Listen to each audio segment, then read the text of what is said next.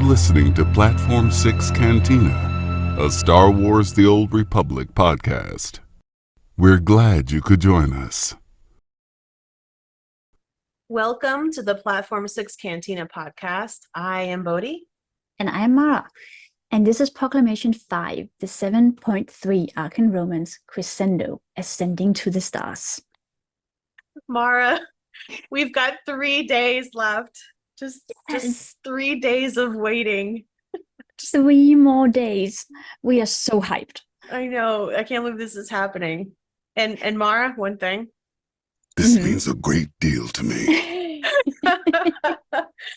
It does mean a great deal. I know. How hyped are we that this is happening and that this character of Arcann's being featured in 7.3? We are freaking out. I know. It's still sinking in. I don't know. This is, for me, this is the equivalent of getting tickets to the World Cup final featuring your favorite team, knowing the outcome of the match ahead of time, that your team is guaranteed to win. It's that kind of excitement. Just imagine the electricity in the air, knowing your team's going to win the whole thing.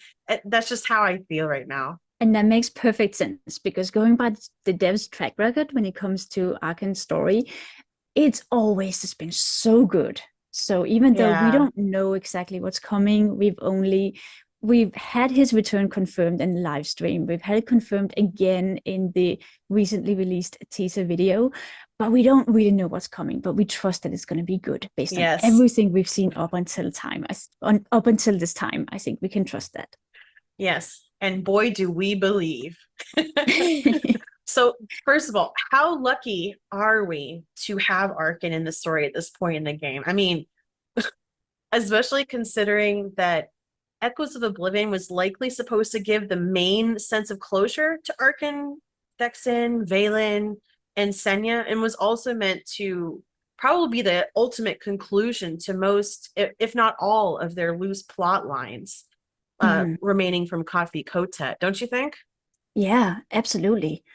I think that all of us felt that Echoes of Oblivion was there to really tie up the loose ends and, as you said, serve as a conclusion, which meant that we really weren't sure that we would ever see Arcann and Senya and any continuation of their storyline ever again, which was, in a way, which was fine, because Echoes of Oblivion was a great conclusion. Obviously, we always want more content with these characters, but the thing is that we live every day as fans of these characters and stories, never knowing if we can expect to ever see them again, or if the next update that they feature in will be the last.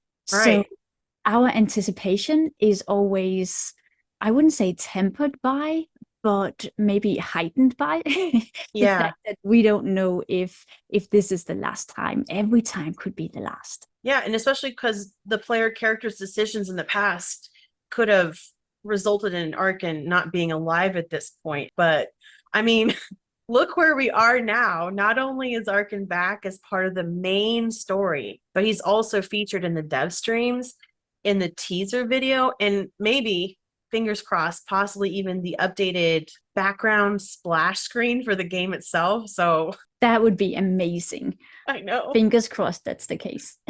But hey, should we talk about the actual teaser that was released? We could go ahead and play it. I think we should. Let's do it. All right, let's do it. Every time we learn something about Darth Nul, it adds more pieces to the puzzle. But whatever is to come from this, it is you who will choose the fate of us all. You are right to come begging for answers. Here we go. Update 7.3, Old Wounds. Yes.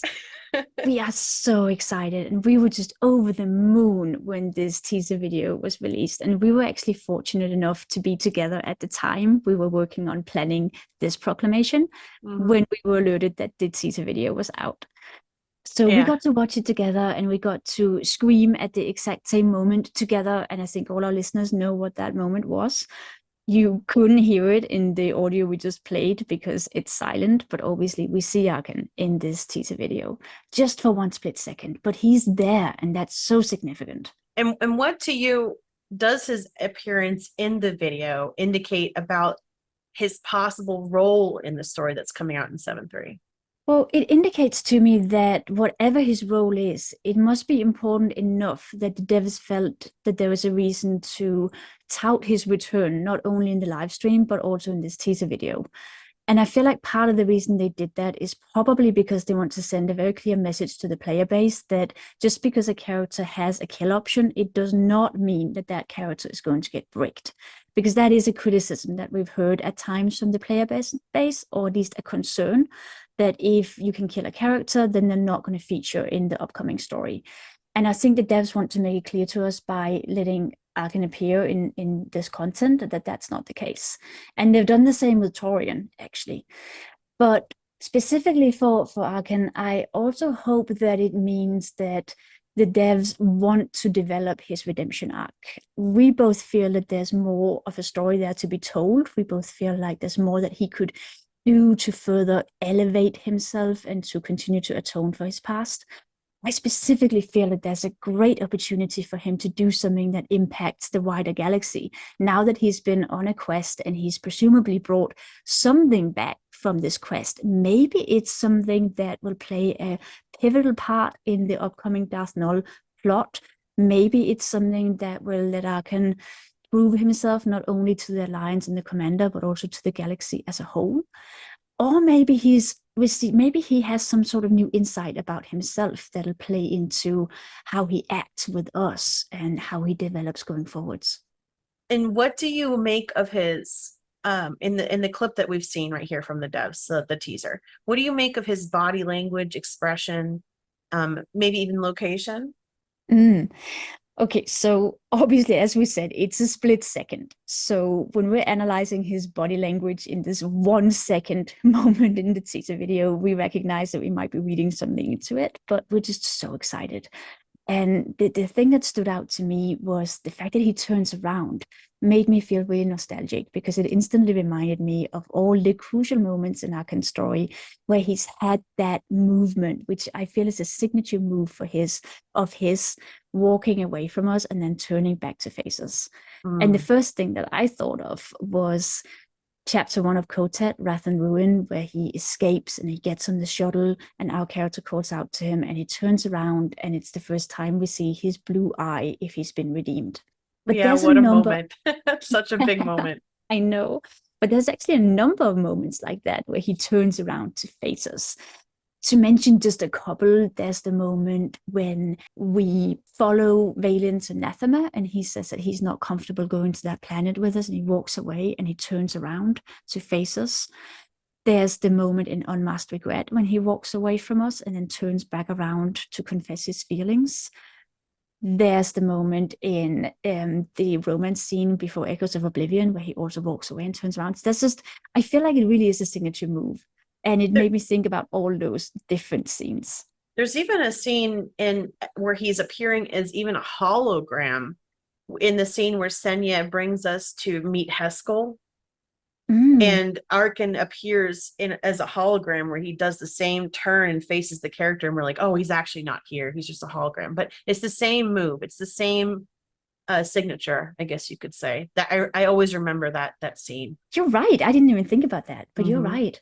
So that made me feel really nostalgic. But you also asked me about his facial expression. And the thing that stood out to me is that he's such a serious character. And you might have thought for a different type of character because it's a moment of reunion that he would turn around with a smile on his face. But Arcann looks so serious in that split second we saw. And I really like that because to us, and I know that you agree, Bodhi, he's such a stoic character. So I don't think it would have suited him to turn around with a big smile on his face right away. I like that intensity of emotion, but it's always with a certain gravity and seriousness. It's also worth remarking too, as you mentioned to me recently, that the first and only time we actually see Arcann smile is during Unmasked Regret. And there's also the moments right when he's kissing our player character, essentially, where you can see a slight grin, right? But the actual standalone moment of just a true, authentic grin from Arcann only comes in that one scene, right? That's true. That's the only time he really smiles, which is so significant. And obviously, this is a character who was once told by his sister, "You've never laughed." You remember when Valen says that to him in Codfee? And she says, "I can't tell if you're smiling right now." Yeah. Or I can never tell. I'm like, oh no. Yeah. Oh, gosh. So a smile from Arcann is clearly a big event. It's not Mhm. something that just happens for any reason. And it's, I mean, I would love to see him smiling at our character if we have a romance scene with him. Maybe if our character smiles first and it's a smile that he returns, I feel like that would be great. But I'm glad that the first moment when he turns around, it seems like a very serious moment, because I think that he's probably feeling something very deeply. And we've talked about that when we first watched this teaser video, that maybe we're projecting something onto him, but we feel like we can see the emotion on his face. You mentioned, Bodhi, there's a little bit of a lift of his chin, which can indicate recognition. And there's something in the expression of around his eyes. It looks to me like there is that moment of recognition, but also warmth as he turns around. Great way to say that. Great. I also think that the perspective is interesting in this 1 second shot. It's just slightly from below. We're not quite at eye level with Arcann in this scene, and to me that makes him look powerful, because whenever you see any character from below, they're always in a position of superiority compared to you. Right. And I think Redeemed Arcann has been humbled so much throughout his story that it's important to sometimes also show him in the cinematics in a way that reminds us that he's still an incredibly powerful character. So I like that a lot. And yeah, the way that you frame a scene is immensely important. Whether you're coming from above looking down on a person is considerably different from looking up towards them. It's great point, great insight. Finally, he's obviously on Voss. We can clearly see from the background in this moment that he's on Voss. And we already knew that because we also saw him from the back in the live stream, but we could also clearly tell that we're going to be reunited with Arcann on Voss. So this just confirms to me that there is hopefully a lengthy scene with him on Voss, because in the picture we saw from the live stream, he's clearly sitting next to the commander and having a conversation. So I hope that this plays out over at least a couple of minutes. And hopefully mentioning or providing some reference in some regard to how important this location is to him, both in regards to his redemption and also maybe in the form of regrets, right?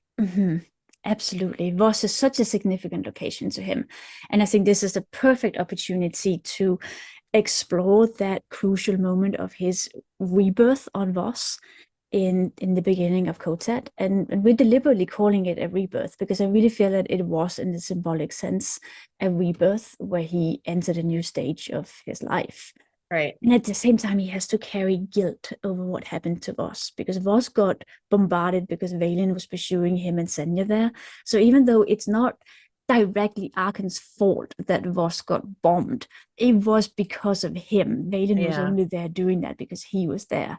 If he gets the opportunity to help rebuilding Voss, I'm going to be very happy, because again, it's I know you will. You're going to be so excited. So am I. So happy, because it's going to be one of those massive steps towards redemption for him, where he doesn't just prove himself to the commander and the alliance, but proves himself to the galaxy as a whole.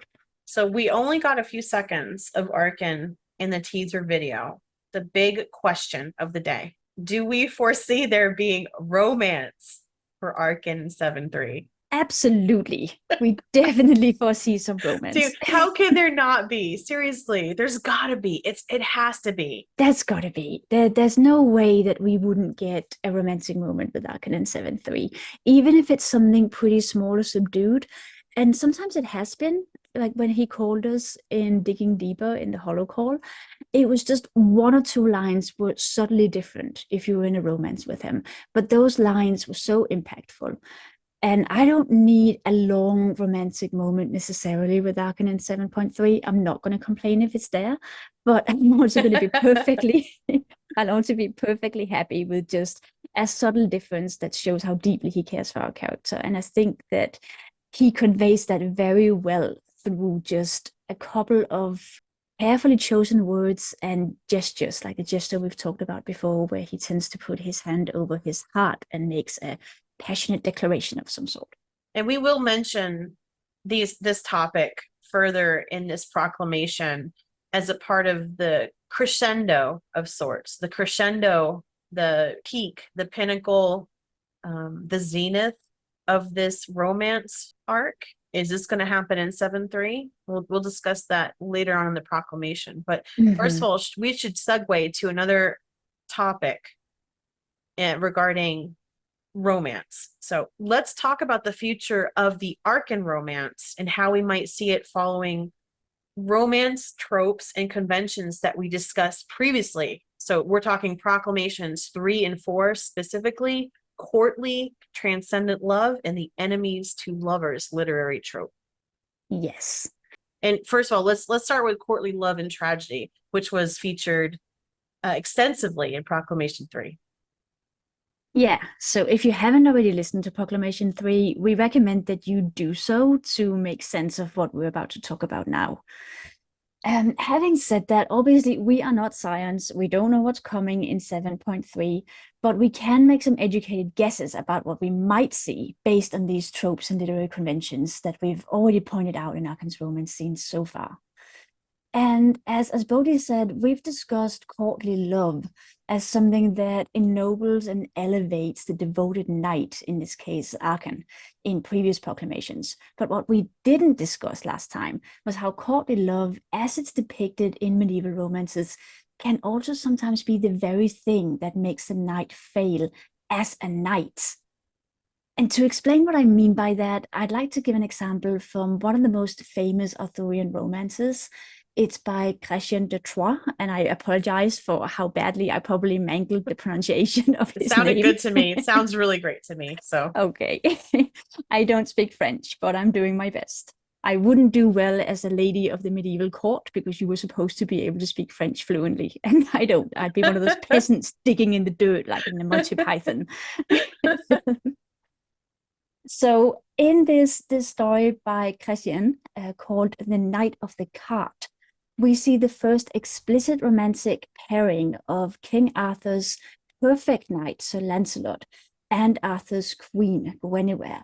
And in this story, Lancelot has to rescue Guinevere, who has been kidnapped. And the thing is that Lancelot loves her so much that he actually fails in his adherence to the code of chivalry in a number of ways. And I'll very briefly summarize them because I don't want to recount this entire story. I just want to get to the point of how he can be diminished by his courtly love. So this happens firstly because he rides his horse to death because he is so desperate to get to Guinevere in time and save her. Wow. And obviously that humbles him and shames him because he's supposed to take care of his steed as a proper knight.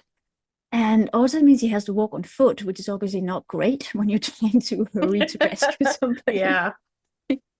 And even worse, as Lancelot is making his way towards where Guinevere is being held hostage, this hideous dwarf comes riding along in a cart and says to him, I know where the queen is. I can give you a ride in this cart, but I won't tell you where she is unless you actually get in the cart and ride with me. Which is a sadistic thing for the dwarf to do, because getting in the cart would deeply shame Lancelot. And the reason for that is that at this time, being driven around in a cart was a way to publicly humiliate criminals. It's a little bit like the medieval pillory, where So Lancelot is facing a trial. He has to decide, does he sacrifice his honor by getting in this cart? And he decides to do that. So the next thing that happens that also shames him as a knight is that he actually considers suicide at one point in the story when he thinks that he has lost Guinevere.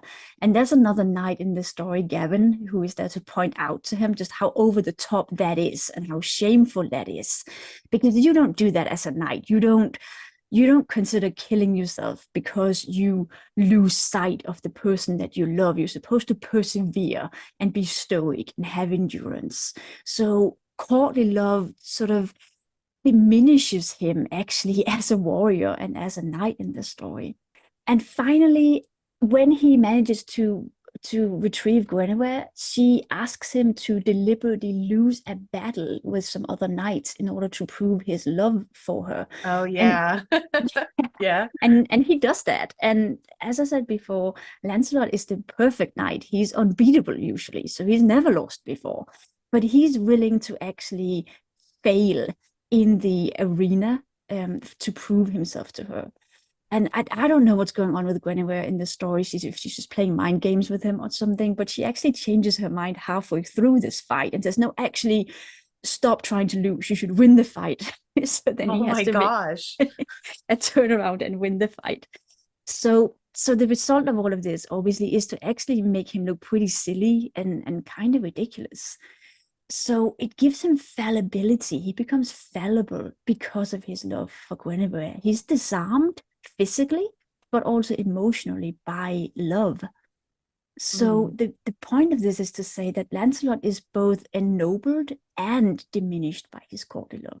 So the way that I want to tie this in with Arcann's story is, first of all, to say that Arcann has already been humbled severely in SWTOR's story. He doesn't need to be shamed the way that Lancelot does. Lancelot has never failed at anything before, so he needs to really be shamed to make him fallible and human. That's not necessary for Arcann, and I absolutely don't want to see that. We've already seen him giving up the throne. We've seen him make concessions and submit to our character's authority. But we've also seen Arcann, in a way, debase himself in his devotion to our character. And this is something that Bodhi and I talked about previously. What if our character doesn't treat him respectfully or kindly? How much would he be willing to put up with? And I could see something akin to what happens to Lancelot here, where he overdoes it. He's too humble, too prepared to do her bidding, to the point where it's actually something that in a way diminishes him, but also, it's endearing because it makes him fallible and proves that he's just a human being, and a flawed human being at that. And I mean, I think that something like this could be enticing to see, because the walls that we build around ourselves always crumble in love, right? That's where we fall from the standards we normally hold ourselves to, and where we do crazy things that we wouldn't normally do.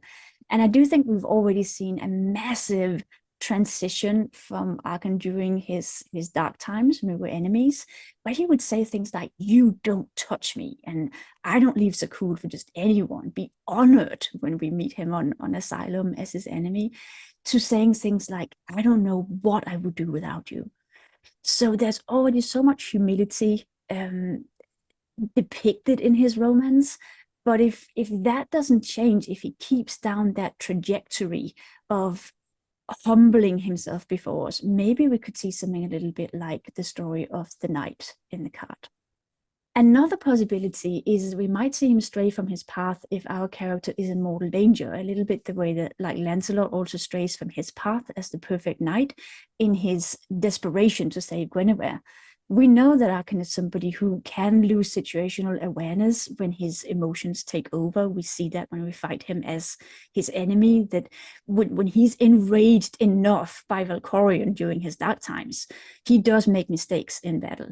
And I could see something like that happening when he's fighting not against us, but for us, because of his devotion and love for our character, making him just boil over and actually, in a way, lose some of his strategic thinking in a fight.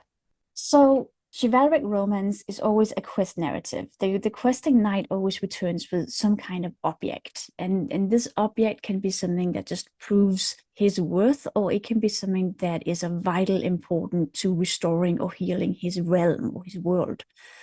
In the hero's journey as described by Joseph Campbell, and this is a theory that we will unpack in future proclamations, that stage of the quest is usually referred to as returning with the elixir that restores the world. And it doesn't have to be an actual elixir. It doesn't have to be a magic potion. It can be any kind of item that's necessary to overcome some kind of obstacle. It doesn't even have to be an item. It can also be an insight, or even just the knight having developed as a person and now returning with new capabilities or something like that. But obviously, I hope that we're going to see this for Arcann, since he has just been on a quest and he's returning in 7.3. I hope that he might return with either a physical artifact, like one of Darth Nul's artifacts, and that's going to play a crucial role in the plot to come. Mm-hmm. Or maybe he'll return with new insight. Maybe he'll have developed in some sort of way, learned something about himself, and maybe that will enable him to play an even bigger role in what's to come. Or maybe just even some vital knowledge of the entire circumstance. Yes. For the whole plot maybe revolves around some vital piece of information that he's bringing back. So yeah, that'd be great. I really hope that this whole thing comes to fruition. I hope so comes too. about all the way. I hope so too. So Mara, so what usually happens after the knight, in this case Arcann, returns from the quest in chivalric romance? Well, if our story in SWTOR follows that convention, then his return from the quest ought to establish him as a hero, which of course would be incredibly interesting to see for Arcann, because we've known him predominantly as a villain, and then we've known him as a former villain atoning for his past. And while I feel like our character may have come to see heroic qualities in him, I feel like it would be great if he can establish himself as the kind of hero who's also recognized in that way to the rest of the galaxy. And if he does bring back one of the things we discussed before, crucial insight, information on item, that could be a way for that to happen. I'd like to see that come full circle as well, to basically kind of silence the doubters a little bit as well, because even in the planning meeting that your character has on Odessa with Lana and Theron and whatnot, when Sonoray brings up the idea of sending somebody that's very strong, that knows the region well, the first reaction from someone in the group, imp or pup, regardless of how you play, is always, that's a terrible idea, especially considering all the things he's done. I agree completely. And I hope that it was deliberately foreshadowed that something like that would happen. When I remember my Jedi Knight who romances Arcann saying in that scene that you referred to, that's not who Arcann is anymore. And I think she actually also says this is a great opportunity to prove that to our allies. That's it. So, yep. That's it. So I hope they deliberately put those lines in there, foreshadowing that this is exactly what we're going to see in 7.3. So that brings me to the next point along the same lines here. Courtly love. The second part of that was tragedy.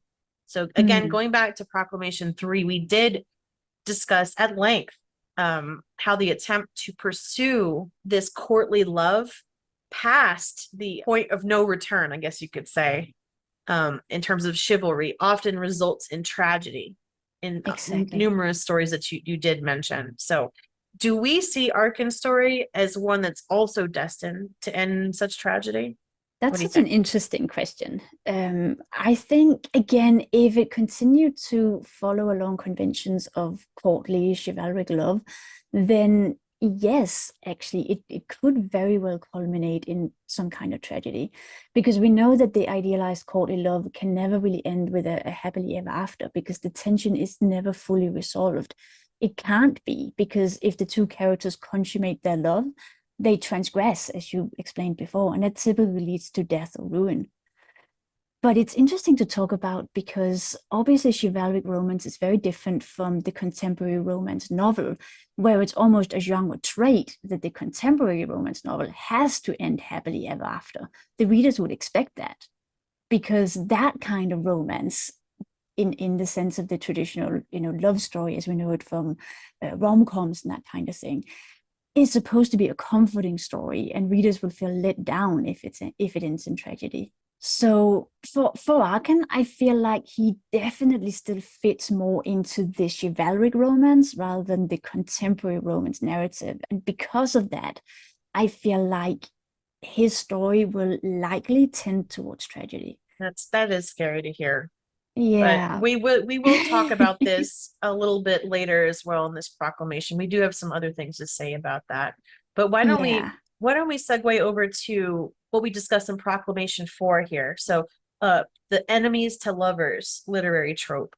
So what stage would you say if we're adhering to the actual enemies to lovers trope, what stage would you think that Arcann and our player characters romance, what stage would it be in at this point? Well, I think we've obviously moved well past the enemy stage. And I think we've also moved well past the stage where both characters recognize that they have feelings for each other, but nobody really knows how to act on it. So I would say that we're now at the point of romantic resolution, or even a little bit past that. These characters have made the full shift to lovers. And I also think they've both grown as people in that process. Obviously, that's always harder to see for our character, because it's very difficult for the devs to show character development for the player characters, since you could headcanon your character as being all sorts of different kinds of people, and it's obviously very difficult for them to take that into account. I will say with regard to that I've seen some interviews with voice actors like Carrie Valgren, who voices the Jedi Knight, who says that she does try to at least show age and maturity and maybe a little bit of jadedness in the female Jedi Knight's voice as the story goes on. But in Arcann's case, it's clear that he has grown. So you basically could say that the relationship is reaching a crescendo. Yes. That's right. You absolutely could. And the thing about the enemies to lovers trope is that, unlike courtly love and chivalric romance, the enemies to lovers trope implies a happy ending, or at least a happy for now, if not happily ever after. Yep. And obviously Star Wars is a hopeful universe, and we've talked about that before. We've also talked about how Arcann's story is essentially a redemption arc, and how redemption arcs are inherent in the enemies to lovers trope. So with that in mind, even though I said before that according to the conventions of courtly love, we could be headed towards tragedy, I feel like the fact that this is also an enemies to lovers story could indicate that there's definitely the potential for this being near the stage of a happily ever after, or a happy for now. Oh, that's good. I'm so glad. I agree. I completely agree. Let's also speak to power dynamics. So in regard to Arcann and our player characters' relationship, would you say that the power dynamics are are they unequal? Or even, could you go as far as to say they're unhealthy in any regard? What do you think? I want to get your take. I think it's such an interesting and important thing to discuss, because I think we've both seen people argue that it can definitely be interpreted as being both of those things. And for myself, I would say, is it imbalanced and unequal? Yes, it absolutely is. The player character is the commander, so she's technically his boss, I guess, and Arcann very clearly defers to her authority and her decisions. Even in the most recent scene we had with him, where he calls us from the dark planet and asks for assistance, he says the final decision is yours. And he always makes sure to signal very clearly that he knows that she has the final say and the ultimate authority. And there's also a debt of gratitude. He also says things like, I'll spend the rest of my life thanking you. Yeah. So I think there's no doubt that our character has political power over him. She's giving him asylum or sanctuary or nodescent with the Alliance. But she probably also has a fair amount of emotional power over him. The thing is that the unequal pairing is actually a trope of its own. And if you look it up on the page TV tropes, which if you didn't know, Bodhi or our listeners, it's a great place to go and look up some of these tropes and read more examples of them. You can find the unequal pairing ranging from extremely unequal relationships, like a human with a god, or a mortal with an immortal, to something that's a little bit closer to real life. And the thing is that we often frown upon these kinds of imbalanced relationships in real life. So it could be something like a teacher with a student, or a boss with an employee, or patient and a doctor, or even just something like a really poor person with a very rich person. And we could also definitely point to examples of the unequal pairing where it's very obviously something that we would condemn as a society. It could be something like a minor with an adult, or a hostage with a kidnapper, or even a slave with a slave owner. And it could definitely be the knight and the lord, or the vassal and the lord in the courtly love convention. But I think as I listed these, I bet, Bodhi, that you were thinking of a bunch of other romances from SWTOR. I can certainly think of a whole bunch, and we don't have to go into them. But I think it bears saying, it's worth saying, that SWTOR has a ton of unequal, imbalanced pairings. Arcann is by no means the only one. And I actually think that his imbalanced relationship with our character is also very far from being the most unhealthy one, if it's even unhealthy at all. Because in terms of personal power levels, there's probably no other romance option who is a match for our character, or more than a match for our character than he is. Oh yeah. So the fact that he could probably take us in a fight, or at least closely match us in a fight, I think that's something that restores some kind of balance to the relationship. I also think the fact that he's a former emperor that more than matches our character's leadership experience is something that also lends some balance to the relationship. And actually, I'd love to see that playing into their interactions. I would love to see our character ask Arcann's advice or hear him pitch in concerning leadership decisions, and also the burden of leadership and the weight of leadership, because who will Strategy. understand better? Yeah. Mm-hmm. Yep, absolutely. So what do you think, Bodhi? Do you think that the fact that it is unequal because she has political and emotional power over him, does that make it unhealthy in your opinion? I do not think it's unhealthy at all, because of what we established for quite some time, detailing how important respect is in the foundation of any healthy relationship, in Proclamation 4 specifically, and why the enemies to lovers trope does work and is not toxic in regard to Arcann's relationship with the player character. It's the fundamental respect, even during his dark times, in my opinion, that makes it on level playing field. And if you, let's be real, if you're going to just only be in relationship with someone of the same position as you and within an organization with the same influence, nothing would ever happen. I think that's such a good point, that the fact that it is imbalanced is actually something that lends some tension to the romance. And we just said that at this point, they're well past the state of romantic resolution. So if this romance is going to have any dynamics, any interesting dynamics or tension at all, it would probably come out of this imbalance, right? Right. I mean, it's the same. You can make the same argument for anything in the game, like you mentioned previously. So you can obviously flirt at this point, spoiler alert, with Major Henri, who's considered to be somewhat of a, I wouldn't say all the way, but a grunt in the Imperial, military equivalent. So how is that different? Yeah, not to mention Vet's romance, who literally starts out as your slave. Even if you treat her as kindly as you can and you take the slave collar off her as soon as you can, it's undeniable that that's the foundation of that relationship. Starts off as you being in a very obvious position of power over her. Yeah. And that's just one example. And again, we don't really want to talk about all the other romances, but I think our listeners can easily think of all the other ways that many of the romances do fall into this unequal pairing trope, where our character is the romance option's superior or holds power over them in some kind of other way. And I do think that the main takeaway here, in my opinion, in regard to whether something is unhealthy or toxic or not, also harkens back to everything we discussed in Proclamation 4 as to why the Arcann relationship works and is completely healthy in every regard. So yeah. And I also think that we could even refer back to the courtly love trope again here, because we've talked about fealty, the fact that he swears oaths of fealty to our character. And fealty is obviously another medieval convention, and it's a bond between the knight and his lord or lady.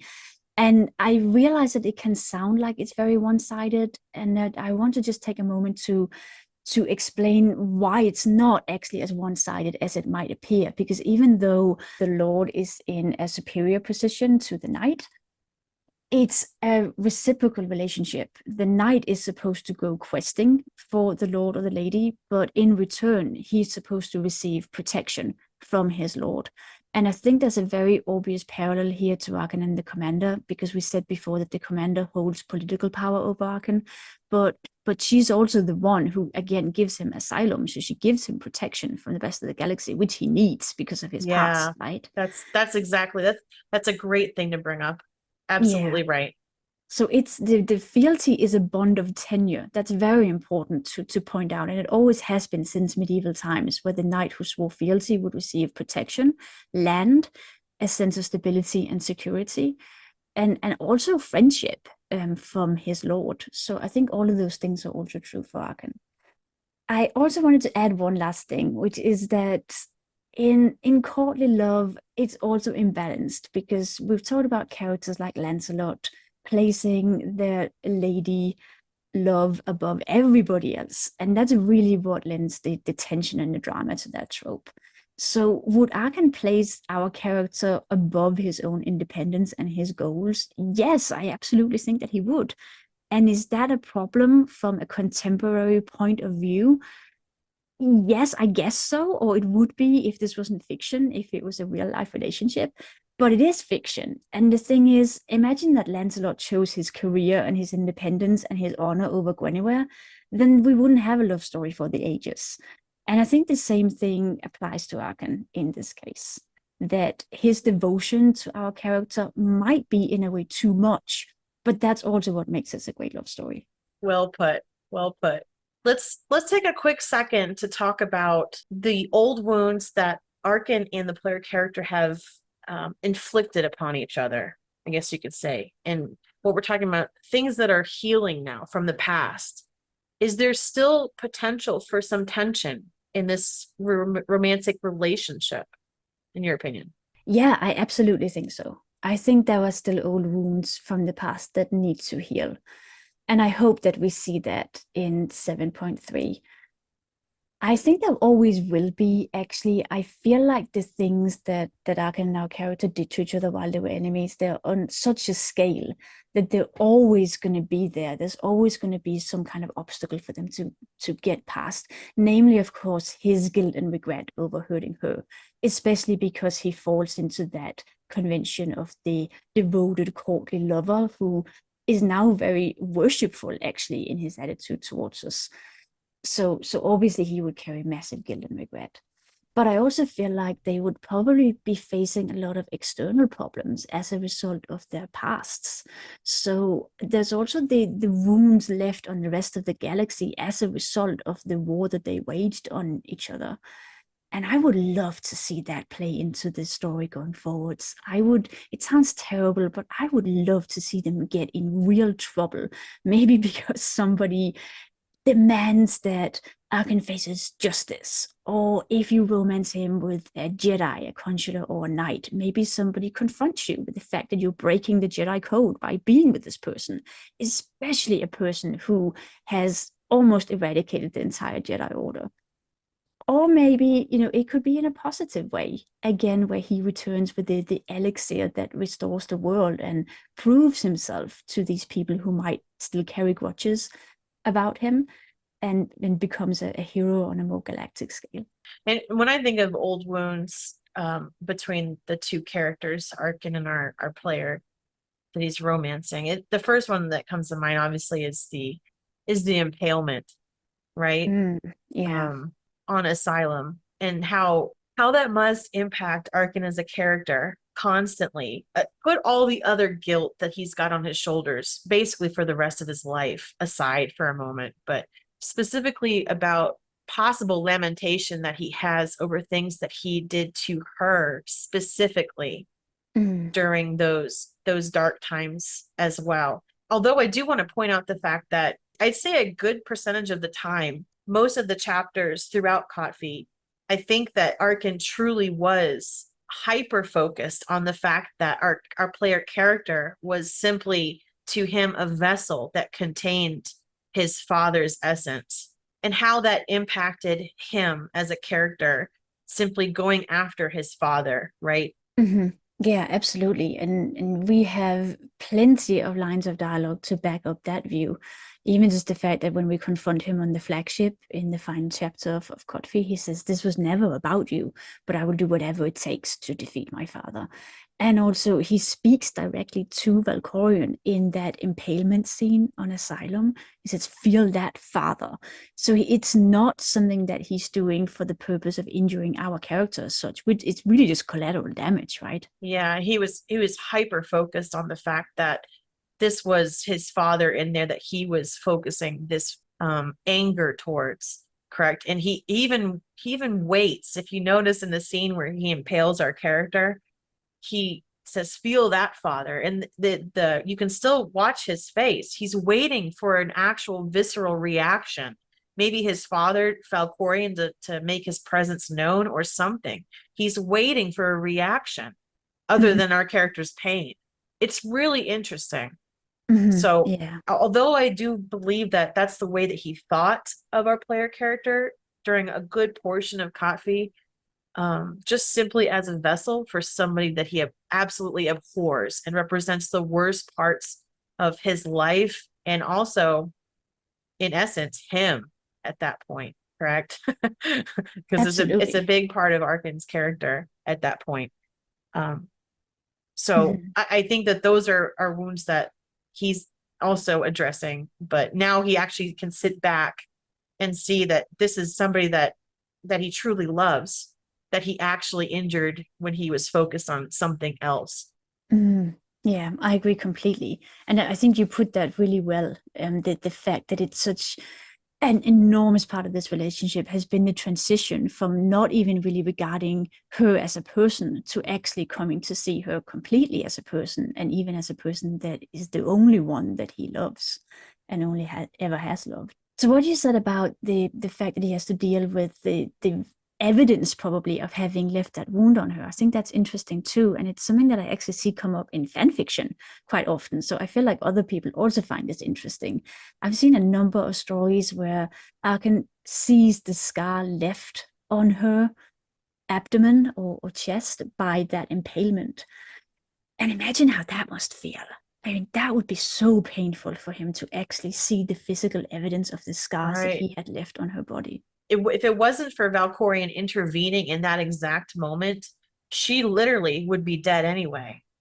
I mean, that's a death blow right there. Right? Absolutely. So yeah, that's even more significant. You know, when you see scars on someone, it's always from something that, you know, a cut that they've obviously survived, but that would be like literally a death blow that he would have to see, and maybe even have some feelings rehashed and resurface every time he would maybe encounter it. Yeah, exactly. And I mean, if we're being honest, it's the kind of wound that not only would have caused you extreme pain, but if this was a more realistic story, there's no way you could have ever recovered from a wound like that. And I know that we have Valkorion's intervention and, you know, space magic, I guess, making sure that we survive plot that. armor, but, yeah. plot armor. But actually from Valkorion, yes. Yeah, but her spine would have been severed. Her stomach or her lungs might have been punctured. I mean, that's an extreme wound. Would you go so far as to say, Bodhi, that it's the kind of damage that is, in a sense, irredeemable, that you could never really get past? Could you forgive something like that? I think it's different if we're talking about myself, my own perspective, because I'm just talking about my character and where it stands in this world, because it's fiction. Fiction is fiction. It's hard, but I think it is in a way forgivable. It's not ideal. I mean, obviously it is forgivable for our characters. Let's be real, because this is a romance we're talking here. She accepts the good and the bad. It is what it is. You can't change it. Or if you can't accept one part of it and not the other at this point. It's a fact that happened. Do I think the relationship's toxic? Not at all. I think this is extremely respectful relationship, especially in this game. It's the foundation is on mutual respect across the board. Did bad things happen? Absolutely terrible things. So I think we just have to take it at face value. She accepts him, the good and the bad. It's what she says verbatim to his face, and that means the world to him. I agree. I do think that it lends so much interesting tension to this romance because he's now become her protector, as we've discussed at length. He's incredibly devoted to protecting her, and that's also symbolized, of course, by the armor that he gives her. And at the same time, this is somebody who hurt her so much, and in a way, I keep thinking that it would take a long time for my character to feel completely safe around him. I feel like, and I know that there are constraints in the game, and it's actually, it seems to be a fairly short amount of time before she gets to that point where she's ready to do that in the game. But I feel like if there had been an opportunity for the romance to be more developed, then it probably should have been even more of a slow burn. It probably should have been a very long process of very gradually coming to trust him after being hurt so severely by him. That's the way it should be. Absolutely. So Mar, you just made a phenomenal point about trust in this relationship. And I'm not talking about respect or any of the foundations of what we mentioned in Proclamation 4 that establishes the Arcann romance firmly as a non-toxic and healthy relationship in our opinions in regard to the enemies to lovers trope specifically. But let's talk about trust, as you just mentioned. Do you ever see the Alliance Commander, aka our characters, ever fully being able to trust Arcann as an individual, knowing his past and your shared past together? Well, I think obviously it really depends on who your player character is. I think there are some of these characters, because of their origin stories, that are inherently less likely to be trustful than others. Look at somebody like the Imperial Agent, who suffered so many betrayals throughout her story. And then compare that with somebody like the Consular or the Jedi Knight, who have just lived their whole lives with the philosophy that, redemption is possible and you should always try and see the best in people, etc. So taking that into account, that obviously there are going to be massive differences depending on who your character is, I still think that for any of them, it would take a lot to fully, completely trust him. And I think it's important to mention here that the Alliance Commander risks a lot. As the Alliance Commander, she risks her position as a leader. She risks potentially the respect of her people by being in a romance with him. She's likely to make some enemies if this goes public, I think. Well, just think about the onslaught of emails that you can get as a character that leaves any of the original main class story companion relationships to be in a relationship with Arcann. Have you read all those mail messages that you get from those companions? Yes, I have, and there's some real anger about that relationship. Oh my goodness, it's intense, and rightfully so, right? Each character would have different reaction, especially somebody like Eric Jorgen.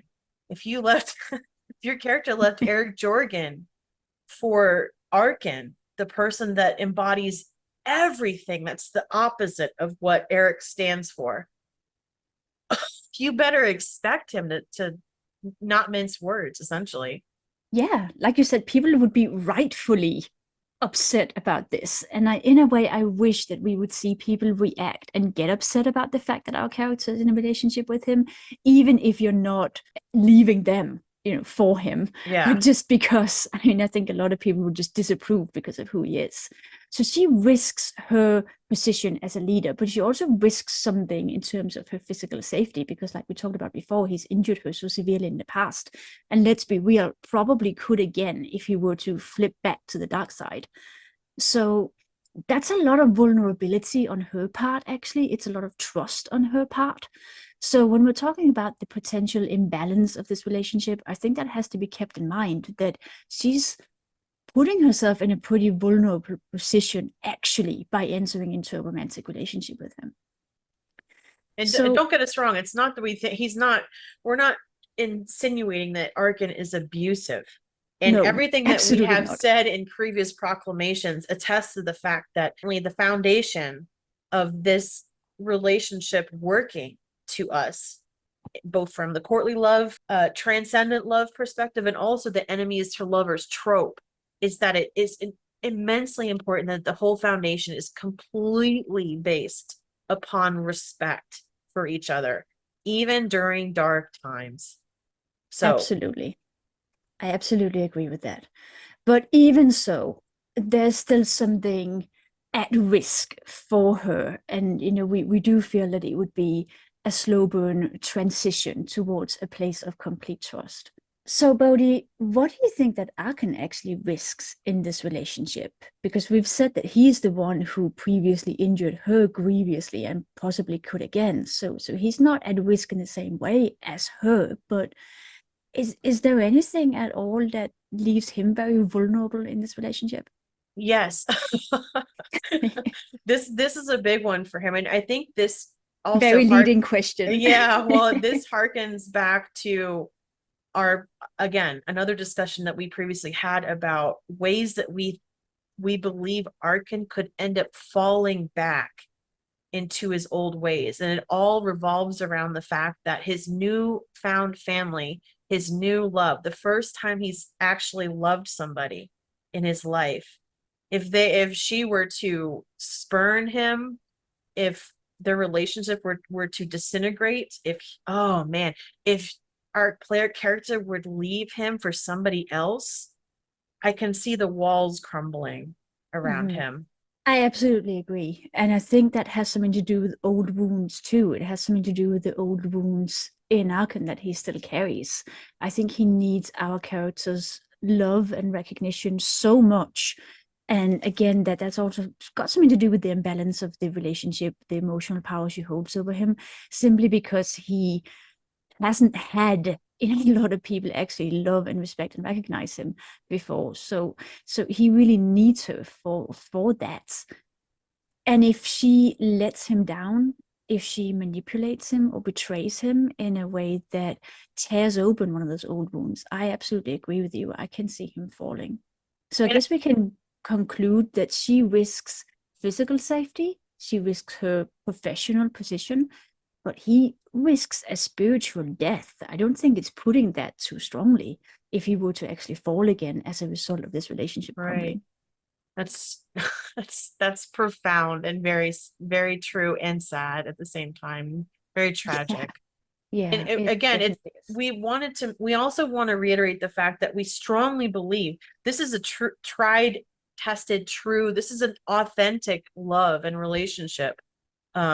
Coming from Arcann's side. This is not something where he's in love with someone who saved him, because as we established before, he chose that path himself, and it was Senya's sacrifice as well that made this happen, along with some decisions by our character along the way. But this is he determined his own fate.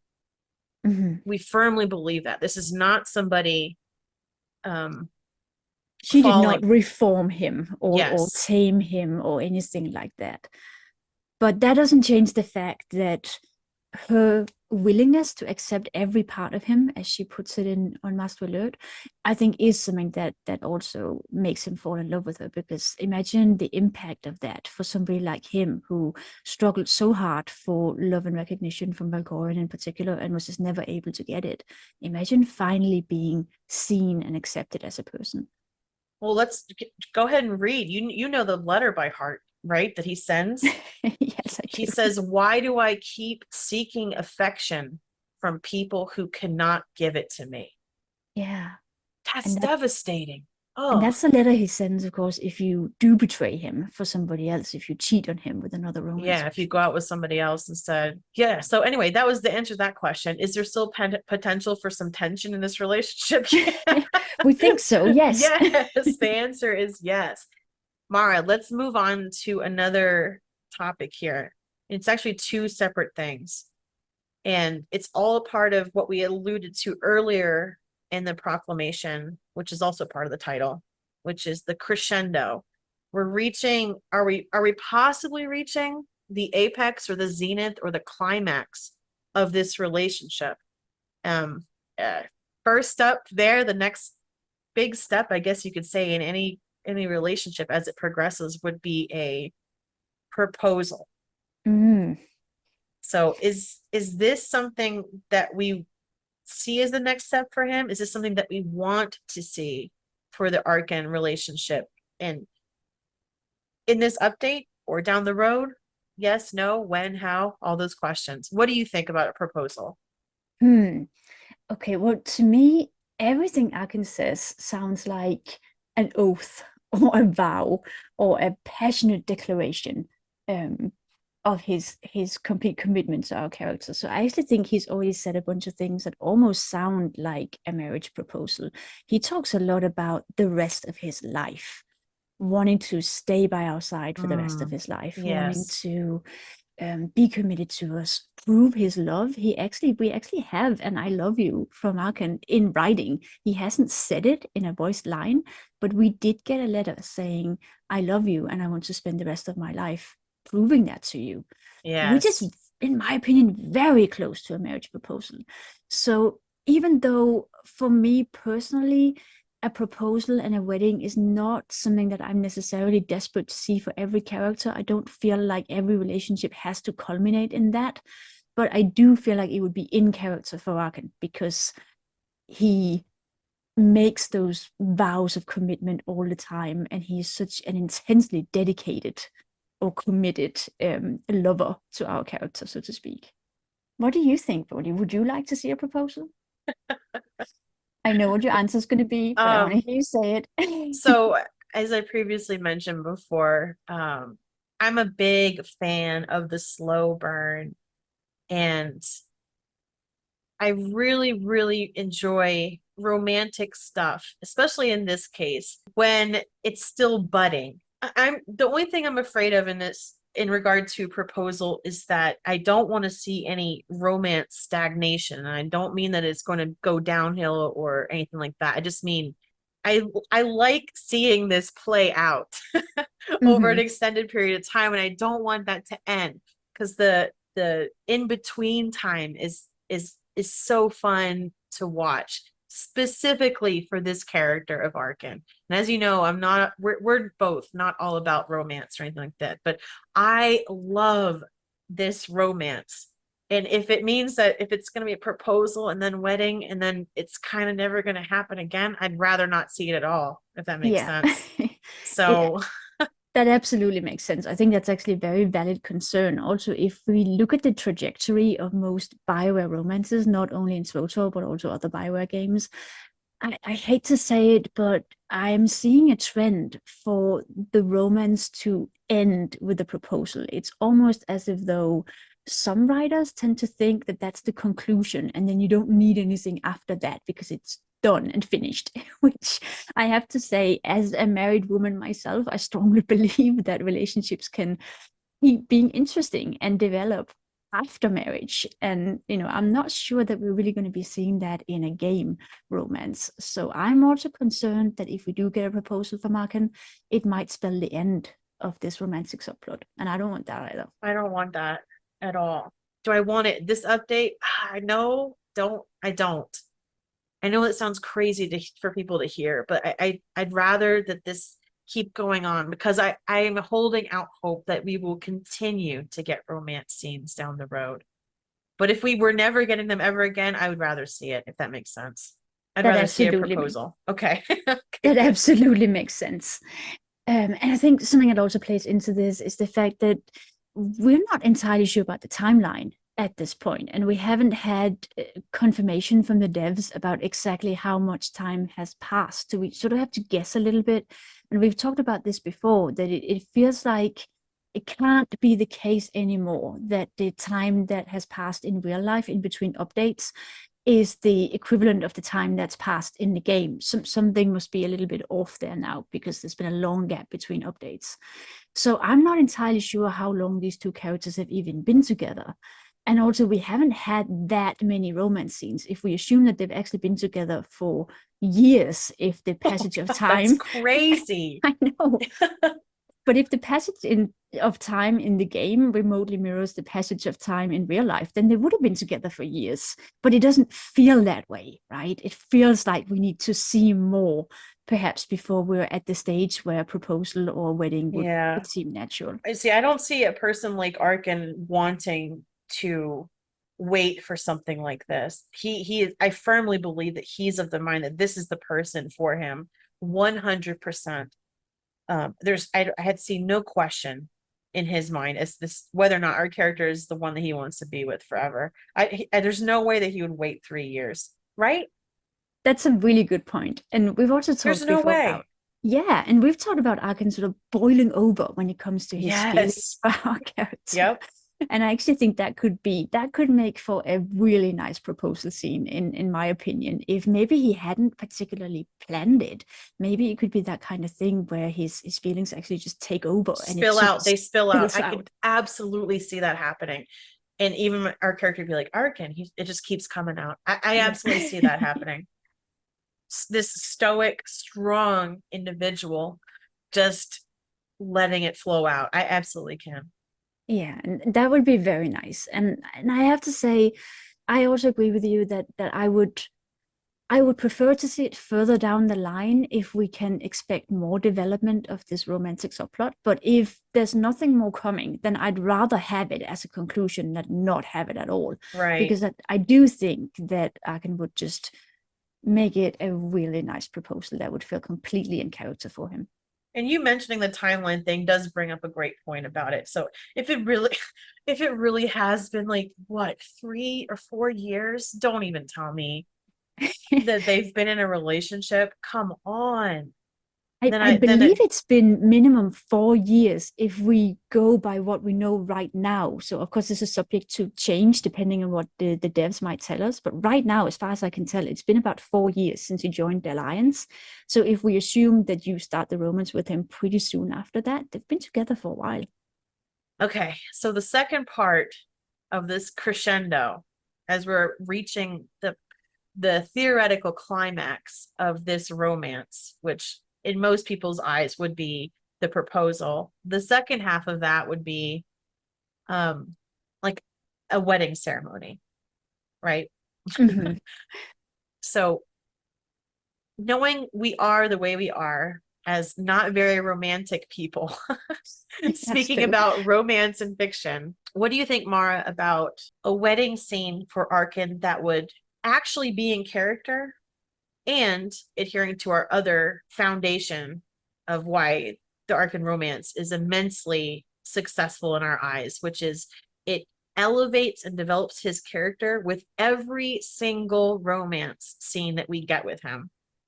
So how can we check both of those boxes, actually have it adhere to his character and develop his character arc? Is this something that we can actually envision, and would it actually translate to the game itself? I think the last part of your question is especially important because I think we can definitely envision it. I'm sure you and me can come up together with a perfect scenario for how this could play out. We have. And we actually have, and we're going to share that in a moment. So when it comes to how a wedding would actually play out in the game, I think we know that it's highly unlikely that we would see a wedding ceremony at all in the game. We have very few of them in the other romances, and the ones that we do have are very brief and pretty minimalist. So the kind of grand ceremonial wedding that we might be able to headcanon for Arcann, I think we both know that that's obviously not going to happen.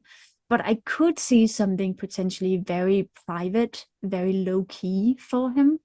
We know that the devs tend to set his romance scenes in nature. Unmasked Regret takes place in nature. And I feel like, maybe this is just my personal headcanon, but I feel like Arcann would likely withdraw to the Odessan wilds for anything that is more private to him, maybe just for if he wants to be alone with his thoughts, if he wants to have a private conversation with the commander. I feel like that's where he would go. And I know from some of the comments that we've had on YouTube for our previous proclamations that that's also other people's headcanon. So other people see that too, them having their own place somewhere in the Odessan wilds. And I could see something like the two of them meeting in one of those locations and just declaring their love for each other essentially and making a vow, and it just being a completely private thing, maybe even a secret thing in the vein of Anakin and Padme, because we talked before about the repercussions of making this public. So maybe that could even play into it and lend some tension to it, that we are devoted to each other and we are married, but we don't necessarily need to share that fact with the rest of the galaxy. Having said that, we know that Anakin and Padme end in tragedy, and we also we also know that the courtly love narrative, if it culminates in marriage, especially secret marriages and subterfuge, and if it transgresses to a physical stage, it also tends to end in ruin. So if that happens, it would signal to me that this romance is headed down a path towards potential tragedy, which I know sounds strange because marriage is supposed to be a happy thing. But if it was framed in that way, as this is a secret, I feel like we're conforming more to the courtly love, chivalric romance narrative in that case. I'd rather not see a wedding along the same lines as the proposal itself, if it does mean that we no longer get romance scenes and updates for Arcann. So if we disregard the constraints that we have, because this is a game, and we talk about our personal headcanons and our wildest dreams for how this could play out in a way that would feel perfectly in character for Arcann and also develop his character arc, what do you envision, Bodhi?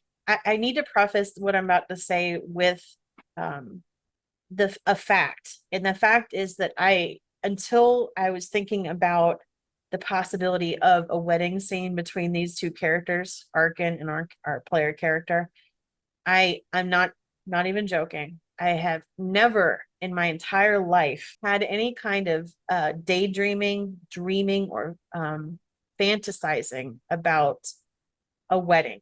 So with that being said, I'm just being honest here. So the main thing for me personally, I think we're on the same page with this completely, Mara, is the main thing is it has to be in character for Arcann, and it has to elevate and develop his character arc. And for me personally, the way that I would envision this happening would be a traditional Zakuulan royalty, like, or former, because he's former, right? Ceremony that possibly takes place over a couple of days is completely steeped in prideful Zakuulan warrior culture, and which would place immense importance on like honorable rituals and symbolism. And the thing that I was thinking would be that Arcann would have to prove himself worthy of our character's hand in a bunch of Zakuulan trials that give tribute to the old ways, the six gods, essentially, through symbolic battle or trials. And this would ideally even take place, in my mind, in the same battle ring location where Arcann used to spar with Thexan. So it's not Eternal Championship location or anything like that, or any kind of throne room thing or anything of that sort. This would be like a kind of a Roman Colosseum-esque arena, the one that's actually featured in the Sacrifice and Betrayed cinematics, where we see Valen also going through some trials and training there as well.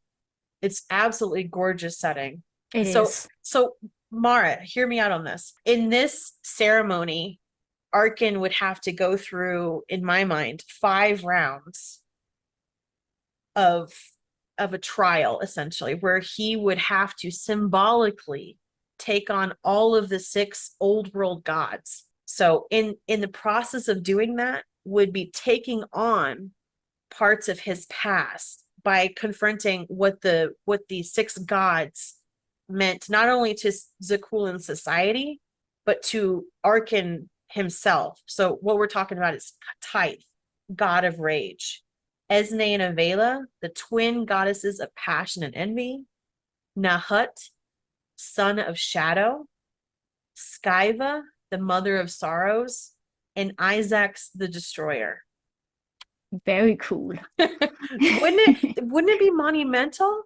And with each round that he vanquishes, that he completes successfully, Arcann's fueled with more confidence, more power, more gusto. You know what I mean? Yeah, absolutely. And because he's going through these trials in a symbolic and triumphant way, where he's actually symbolically taking on these parts of his past, to the point where it builds up to a climax when Arcann annihilates in the trial the round representative of Isaacs, the destroyer, which, let's be real, it embodies and represents Valkorion, right? Yeah, absolutely. So the victory over Valkorion, I could see in the last part of the trials, is triumphant, symbolic, and shows everybody around Arcann essentially growing into the man he always should have been. And maybe if you recall the sacrifice and betrayed cinematics, Valkorion is standing above, looking down on the twins and Valand battling the Zakuul knights down below. But so anytime that he looked up as a child while sparring with Vexen, he would see Valkorion's soulless glare staring back at him. But what if this time he looks up and it's her, our player character, Yes. proudly gazing down on him? Okay, I have to say, I love that idea. I think that harkens back to so many crucial parts of Arkann's romance. As he puts it in his letter, those dead eyes, those empty eyes looking back at me, referring to Valkorion. What a momentous thing for him to be back in that same setting and then look up and have her looking back at him with love and recognition and pride in his accomplishment. Yeah. And this is a moment for not only him, but he's also showing our player character, the man that he's become, right?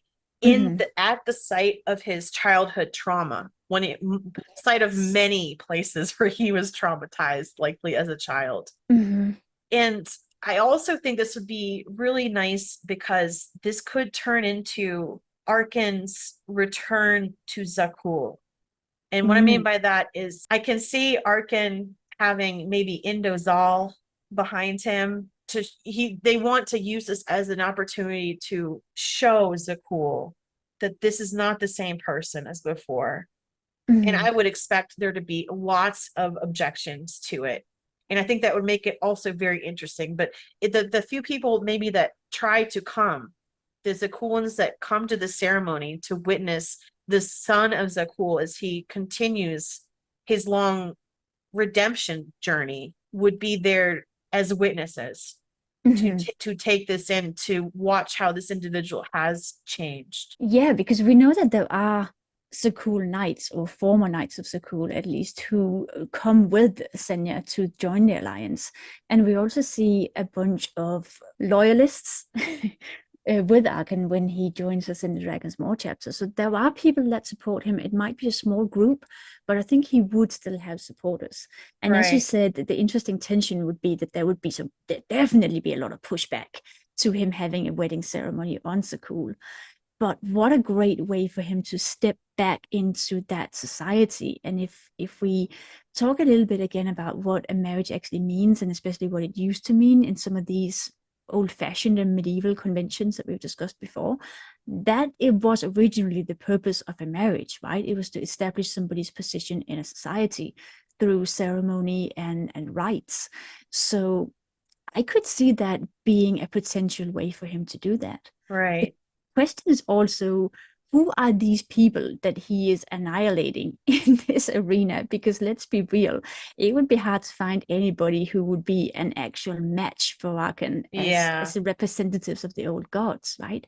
So what do you imagine? Are they droids, or are they people, or who are they? They could be droids, right? I mean, we've had this discussion. It might be droids, but it might also be some knights that want to symbolically assist him. This is a show, right? This is not Arcann killing people. Yeah. This is a show. So, and I can see how important this would be. It might be a big honor for these knights to be a part of this process, this ceremony for Arcann, because I envision the show of battle prowess and raw power that's exhibited by Arcann during these trials to be not only a symbol of his devotion and fealty to our characters, but a show of commitment to overcoming these past transgressions and continuing to atone for his past atrocities he also wants to show the people of Soule that he has regrets. I think I can't imagine a much more perfect way of envisioning a ceremony for Arcann that would really allow him to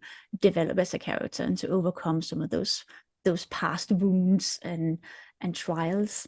I also think it suits him because this is a very action-packed way to envision a wedding ceremony. And I think that does suit his character. I think he is the kind of person who prefers to take action. So I'm all about this idea. I think it definitely fits Arcann's character. The way you describe it, Brody, it's very regal, it's very action-packed, and it's just really intense. And I think that fits Soule's warrior culture as we've seen it depicted in Codfi and Kotet. I think it actually does cohere with the other tropes we've discussed. I mentioned before Lancelot fighting in an arena in defense of Guinevere's honor. It's not a wedding ceremony in that case, but it's still similar. The whole idea of jousting knights and knights having ceremonial battles. And I just wanted to quickly point out that, just because I think it's an interesting parallel, so to speak, that in one of those stories about Lancelot and Guinevere, he has to duel some other knights with his left arm tied behind his back because he's so much more powerful than everybody else. You're kidding. It's his left arm specifically? It's specifically his left arm. No way.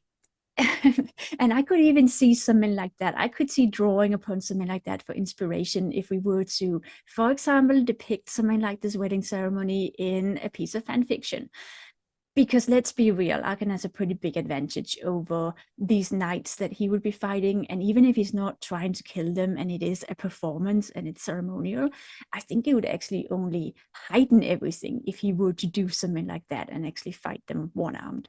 Well, I mean, and I don't, this is not something where he would just be holding back. I'm not saying he's trying to kill them, obviously, as we mentioned before, but he wants to show this himself going through this process to, especially to our character, who he knows very well is in attendance. And he's very proud of that fact, right? But also to any Souleans that might actually show up.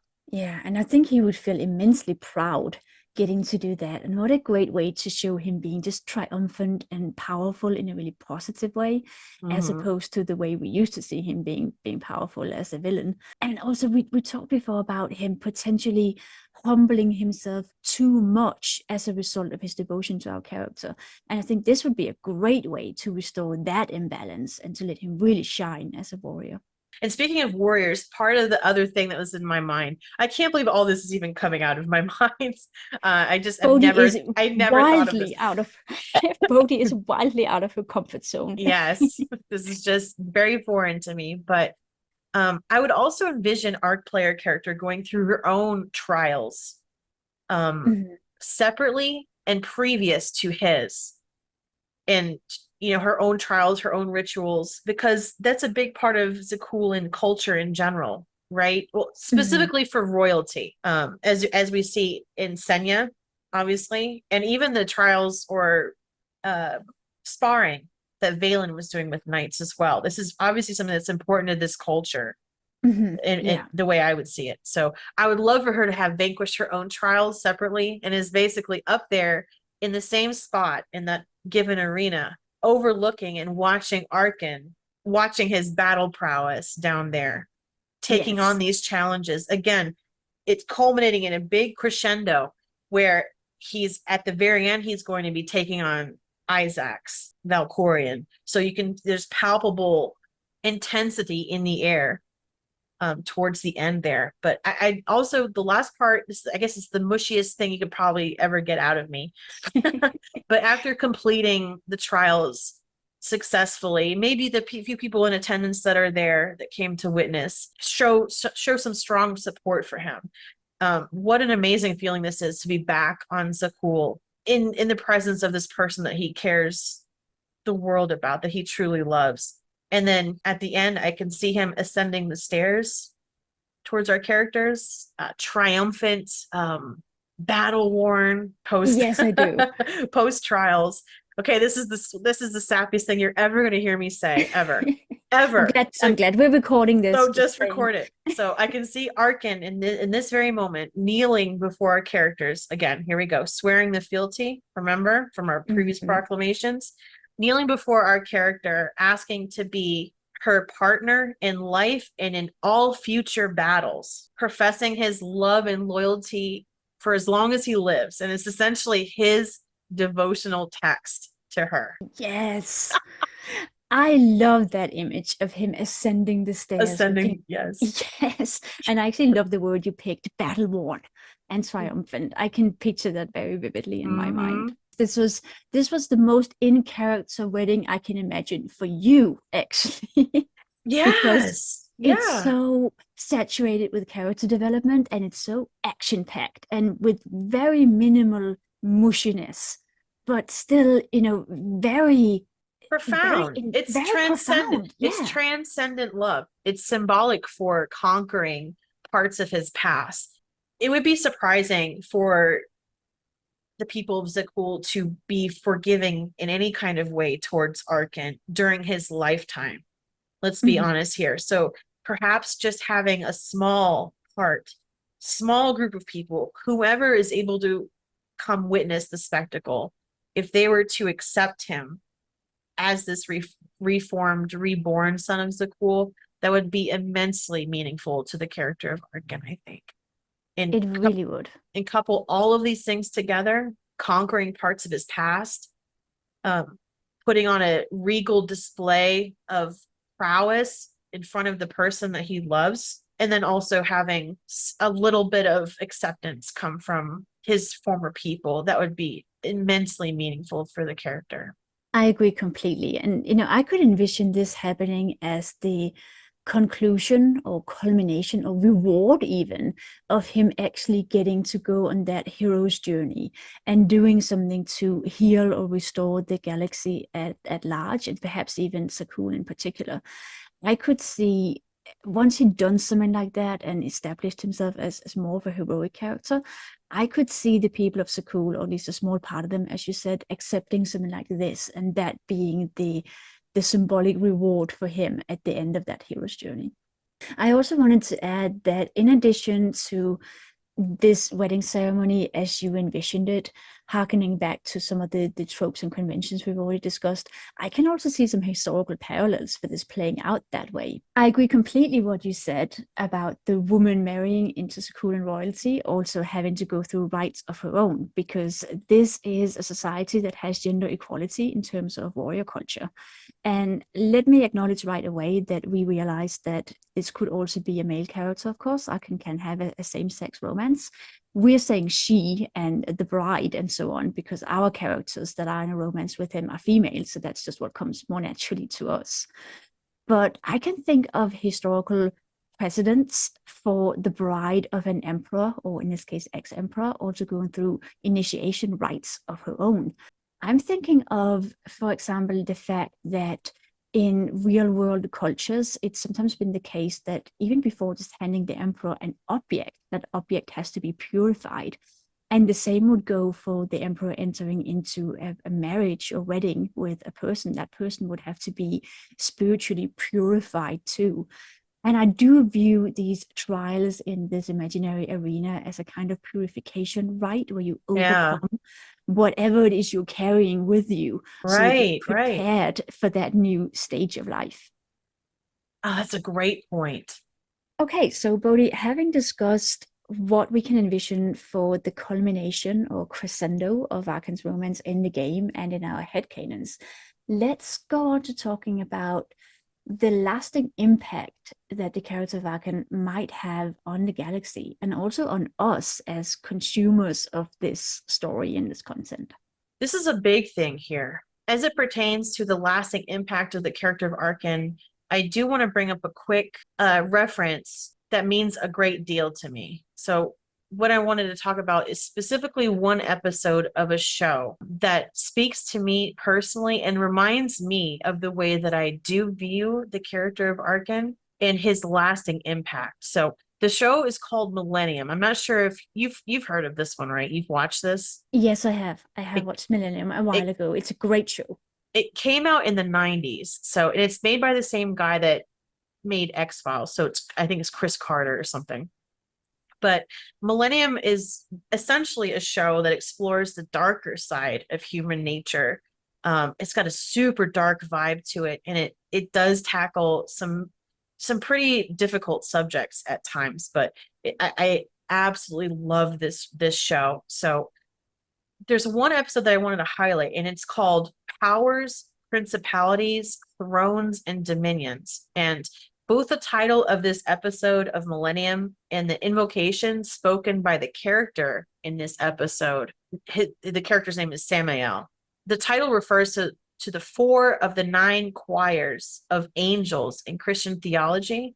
So basically speaking, we're talking about the powers, principalities, thrones, and dominions. And to make it really simple, one choir is charged with attending to God and is described as stern incarnations of holy justice. Another is appointed to deal with God's creations, imparting wisdom to humanity. The third is tasked with countering the threat of temptation by the devil and demons and such. And finally, the last choir that this is referring to is the most likely to appear to mankind and generally oversee people that rule over others. So teaching kings and heads of families the skills they need to lead. As I mentioned briefly before, the show itself, Millennium, depicts very dark acts and the worst depravity that you can find exhibited in the human mind. However, this specific episode hints at the idea that there might be a battle between the human representations of demons and angels here on Earth. So essentially the fight between good and evil, dark and light. Sounds very Star Wars. I know, right? That I know. It's such a good show.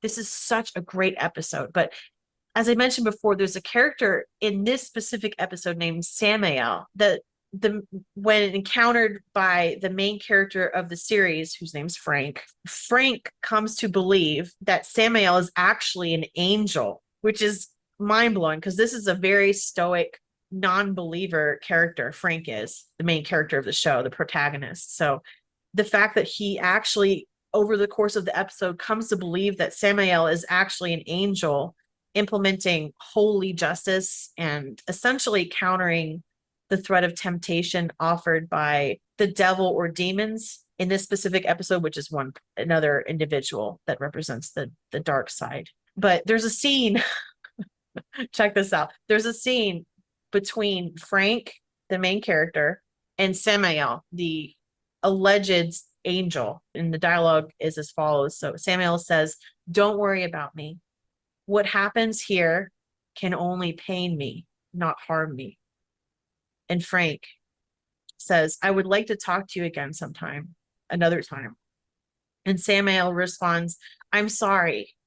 You have no idea how painful it is for me to be here." So Samael is hinted to be an angel on Earth for a specific purpose, to fulfill a specific need or requirement. So Samael, in turn, you could argue that he burns brightly, if only for a short time that he is there on Earth, serving his purpose and affecting those around him in a profound way. So much that if somebody like Frank, super, super stoic, non-believer type, even honestly truly believes that this Samael is an angel.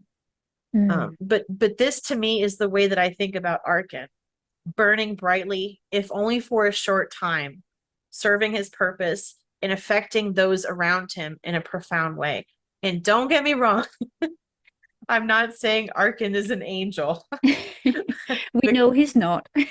Because we absolutely know that that's not the case. We're all abundantly aware of the terrible things that he did in the Star Wars Old Republic story. We know that part. But I do truly view Arcann, and I know you do too, Mara, as well, as a character that's innately good and does willingly choose the path of redemption for himself, serving a larger goal or purpose. And you can argue he acts as a beacon of light and hope throughout the galaxy when you view it through the lens of the broader perspective many, many years later down the road.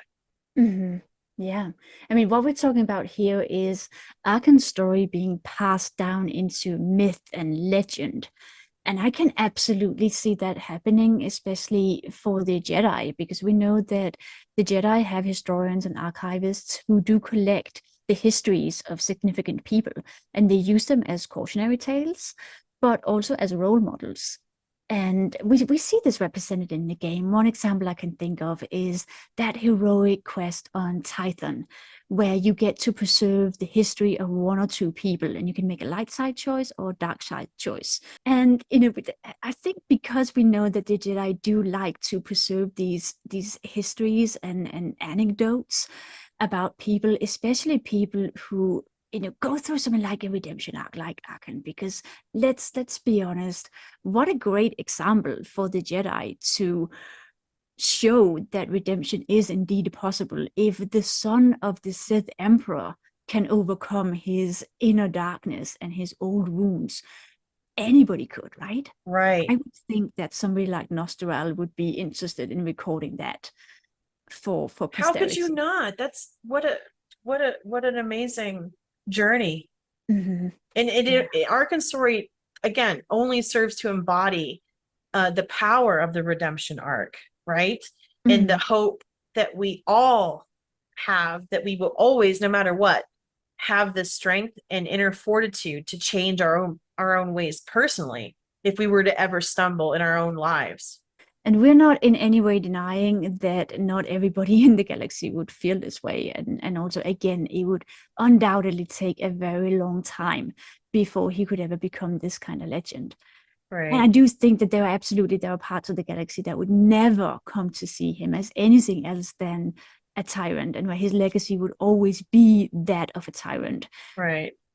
So clearly there are people who would never remember him in this more positive way, but I think everything about Arkann's character is about ambiguity. It's always about that tension between light and dark. So to me, it makes sense that his legacy would also reflect that he would be remembered in both ways. So let me see what you think about this short list that I have assembled, Mara. And it's basically, to me, Arcann will be remembered as. And I have someone that fell towards darkness after a lifetime of manipulation and psychological abuse.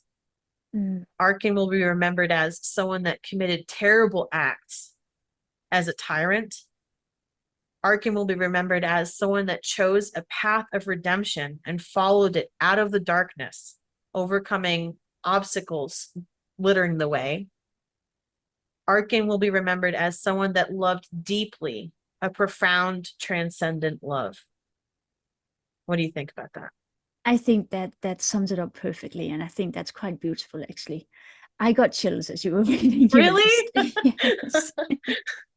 And I think that just demonstrates or illustrates what we said before, that his legacy would very much have that same ambiguity. It would very much be a mixed bag of reactions, just the same way that I imagine that his life, the rest of his life, would continue to be a very mixed bag of reactions from other people.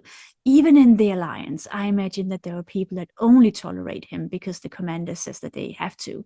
I imagine there are people who would turn on him if the commander decided that she was no longer going to support him. Ugh. And I thought what you said before about being remembered as somebody who overcame abuse and somebody who loved deeply, something that moved me about that is the fact that for him to be remembered in that way, the people who are really close to him, which is a very small select group of people, would have to do their part to make sure that he was remembered, I think. Right. And I can see that happening, and I can especially see it happening if the character who romances him is a Jedi, again, because we know that the Jedi do record these stories.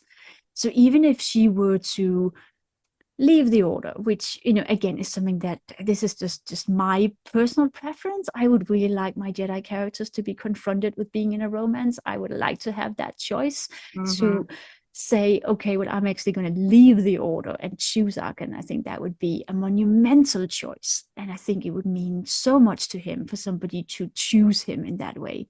Right. But even for a former Jedi, I can see her recording his history and everything that he's overcome as, something that is an example for posterity. That's extremely touching. I got to be honest with you. I like that's that really idea. touching. That's really amazing. Arcann is such an amazing character, and I do truly believe that Arcann's going to have an immense impact on the galaxy for generations to come. And more in the near term, we're talking 7-3. I'm hoping he's going to have a positive impact, both on his return from the mystery planet and also maybe through some actions on Voss, right? Some ways that he can give back and try to contribute to the rebuilding. Yeah, absolutely. And we know that he's going to have an impact on us as the players, right? We've talked about that. Oh gosh. I'm not gonna lie to you. I'm not even gonna lie. I can't deny it. I'm probably gonna be crying the whole time. Just saying, and I'm not really a weepy kind of person. I don't really get emotional in general, but I am so caught up in this wonderful story and the wonderful romance as it pertains to Arcann. And his journey just truly speaks to me on a personal level. And seeing him again is going to truly be like seeing an old friend, like someone you've known for years that brings such joy and light to your life. And I'm extremely excited for 7-3. I second all of that, obviously. I feel exactly the same way. And I don't think it's crazy at all for us to have the feeling that this is like the return of an old friend, because this is a character that we've seen grow and transition through these different stages over such a long time. And we've been emotionally invested in the story for such a long time.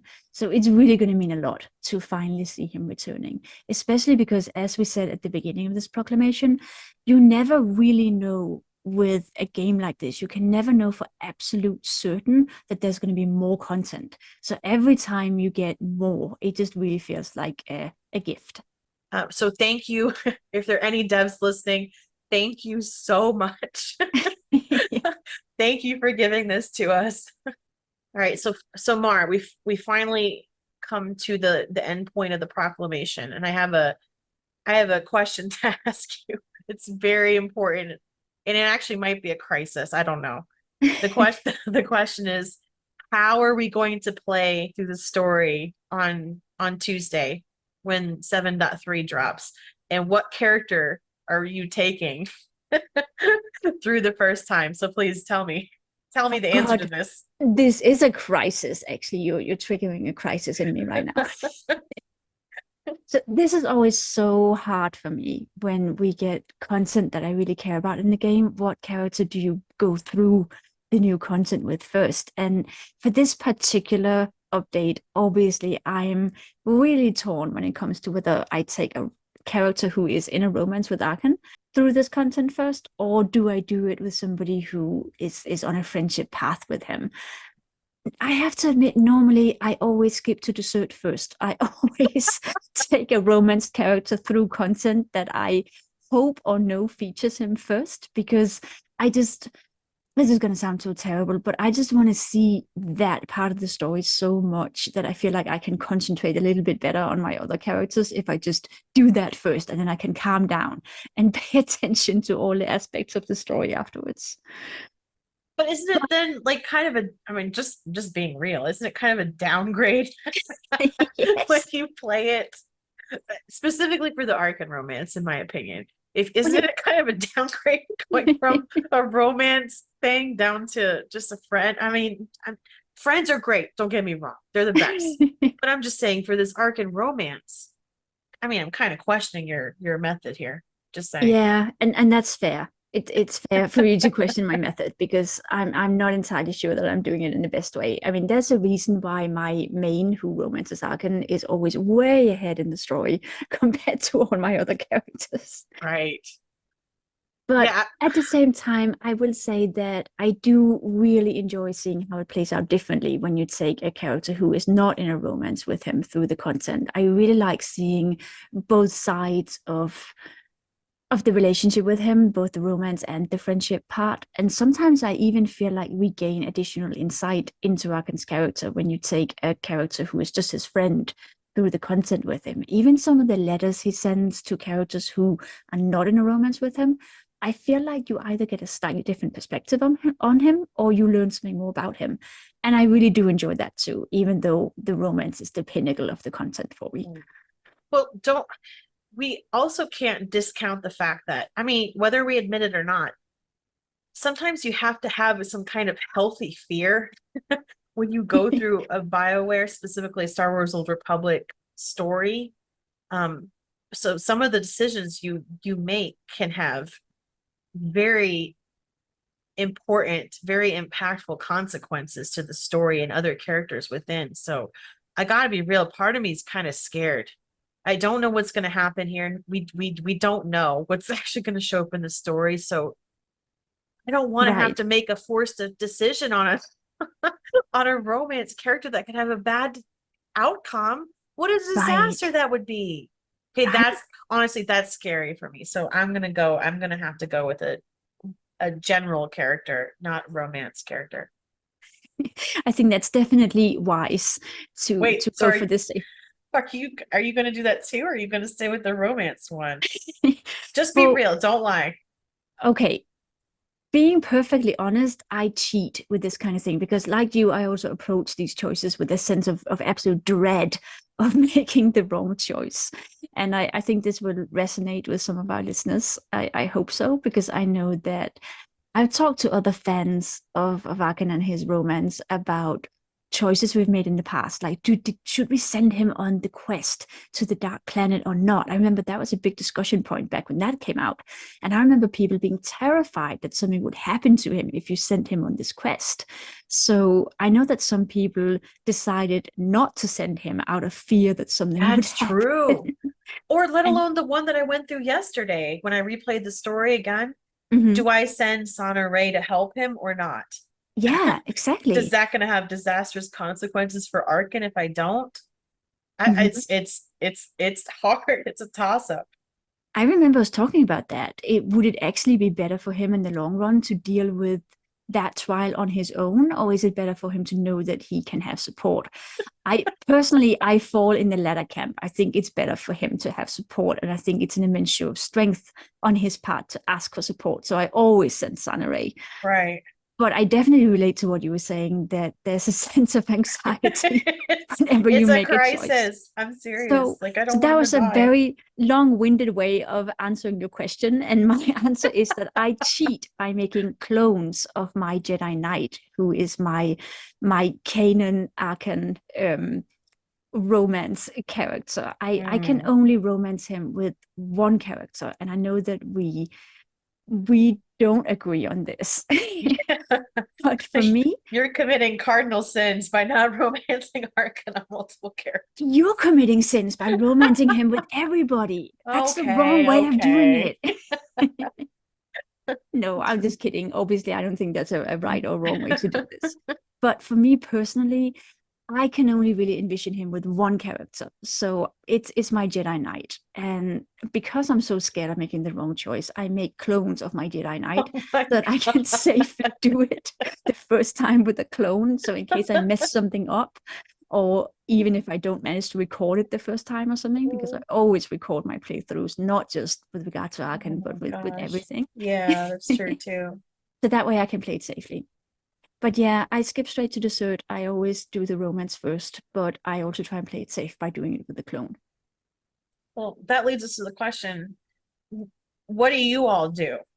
All of our wonderful listeners, what do you all do in this case? What are you planning on doing for 7-3?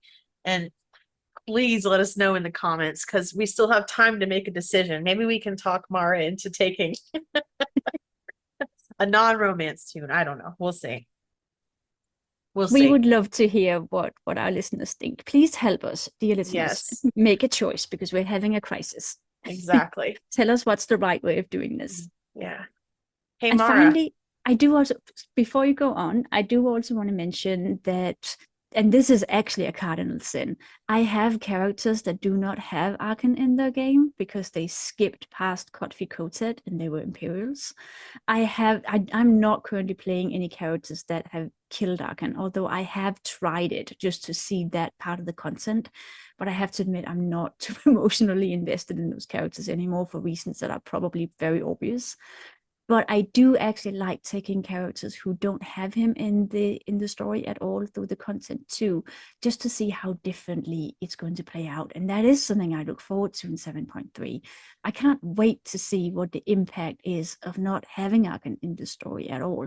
And obviously, I hope that, well, being completely honest, I hope that the impact will be disastrous. I hope that this is a chance to show players who killed him that they made a mistake, that by keeping him alive, there was going to be a very positive consequence for the rest of the galaxy as a result of that.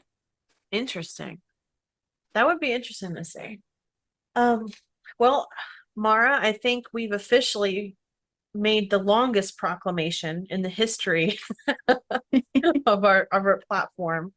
But Yeah, I think yes. so too. So thank you very much, listeners, for sticking with us if you're still here while we've been proclaiming for a very long time. Yes, and we're here this long discussing these amazing topics because we are just over the moon about 7.3 coming out and just incredibly excited. We hope you are too. We hope to see you again, another proclamation coming up where we delve deeply into the expansion. I'm so ready. I am too. I can't Let's wait go. to talk about the content that we have coming up. So, listeners, please proclaim your own excitement in the comments. And we will talk to you again soon in another proclamation. Right? Farewell for now.